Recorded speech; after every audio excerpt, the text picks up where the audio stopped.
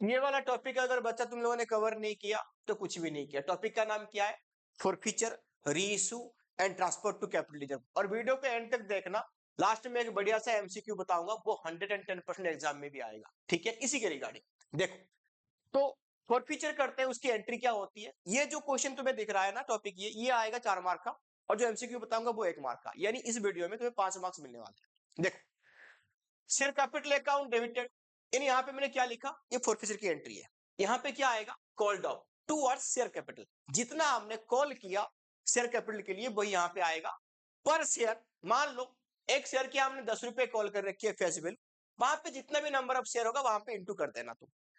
Security premium account debited, ये वो amount यहाँ पे आएगा जितना सिक्योरिटी प्रीमियम रिसीव नहीं हुआ।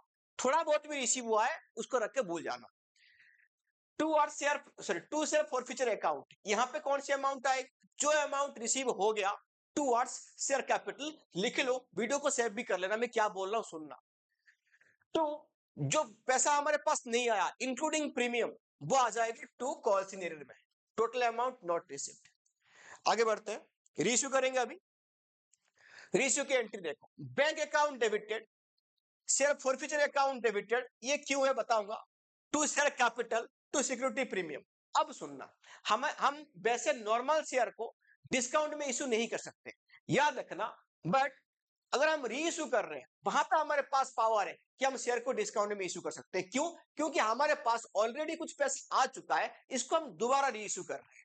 ठीक है, तो यानी जितना पैसा हमारे पास आ चुका है उसको हम डिस्काउंट दे सकते हैं।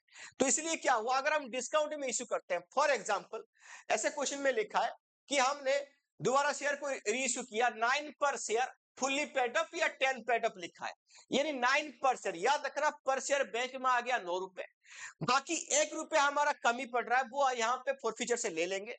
टू शेयर कैपिटल आ जाएगा 10 रुपीज। ऐसी कंडीशन में अगर डिस्काउंट में इश्यू करेंगे तो फॉरफीचर से इसको रिकवर करेंगे। अदरवाइज अगर मान लो शेयर का हमने इश्यू किया, यहाँ पे लिखा होता कि 11 या 12 पर शेयर फुल्ली पेड अप, तो यहाँ पे क्वेश्चन में प्रीमियम वाला क्वेश्चन हो गया, तो यहाँ पे आता बैंक में 11 आता, ये वाला एंट्री नहीं आता, और लास्ट में टू शेयर कैपिटल में आता फेस वैल्यू, प्रीमियम में आता 1 रुपए। ठीक है, आगे बढ़ते हैं। लास्ट में क्या हुआ, ये वाला एंट्री बड़ा ध्यान रखना, ये बहुत टाइम पे एमसीक्यू में भी पूछता है। मैं तुम्हें अभी करके दिखाऊंगा कि एमसीक्यू डायरेक्ट कैसे होता है। अब सुनो, सिर्फ forfeiture account debited to capital ledger, ये एंट्री कब होगा, एक लाइन बोल रहा हूं सुन लेना, याद रख लेना। जितना हमने शेयर को री इशू किया उसी का बचा हुआ फॉरफीचर, उसकी बैलेंस फॉरफीचर अमाउंट यहाँ पे ट्रांसफर होता है। लाइन को लिख लो, याद कर लो क्या बोला मैंने। जितना शेयर हमने री इशू किया उसका बैलेंस फॉरफीचर अमाउंट ट्रांसफर होगा, share forfeiture to capital ledger, इसको याद रखना। ठीक है, अब लास्ट में मैं एमसीक्यू के बारे में बात करता हूं, वो सुन लो। बहुत टाइम पे तुम्हारे एग्जाम में पूछेगा कि मिनिमम री इशू कितना होगा और मैक्सिमम डिस्काउंट अमाउंट बता दो कितना होगा री इशू करते टाइम।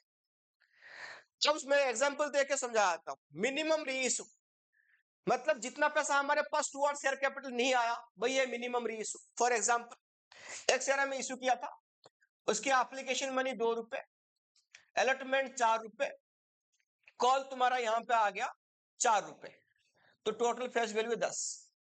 क्वेश्चन में ये बोल रहा है कि जो बंदा ने यहाँ पे पैसा नहीं दिया, शेयर होल्डर ने पैसा नहीं दिया, वो अलॉटमेंट तक दिया और कॉल नहीं दिया, यानी कुल मिला के जितना पैसा हमारे पास आ गया, यानी 4 + 2 6 रुपए, ये हमारा हो गया फॉरफीचर अमाउंट।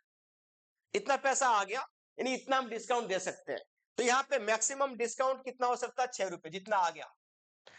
मिनिमम इशू कितना होगा, जितना पैसा हमें नहीं मिला, यानी कॉल की पैसा, ये जो इसको बोलते हो कॉल सिनेरियो, तो यहाँ पे कितना हो जाएगा, 4 रुपए। दोबारा बोल रहा हूं, जितना आ गया वही है मैक्सिमम डिस्काउंट, जितना नहीं आया वही है मिनिमम री इशू। तो ये एमसीक्यू में हमेशा पूछता है, बाकी ये टॉपिक पे ध्यान दें।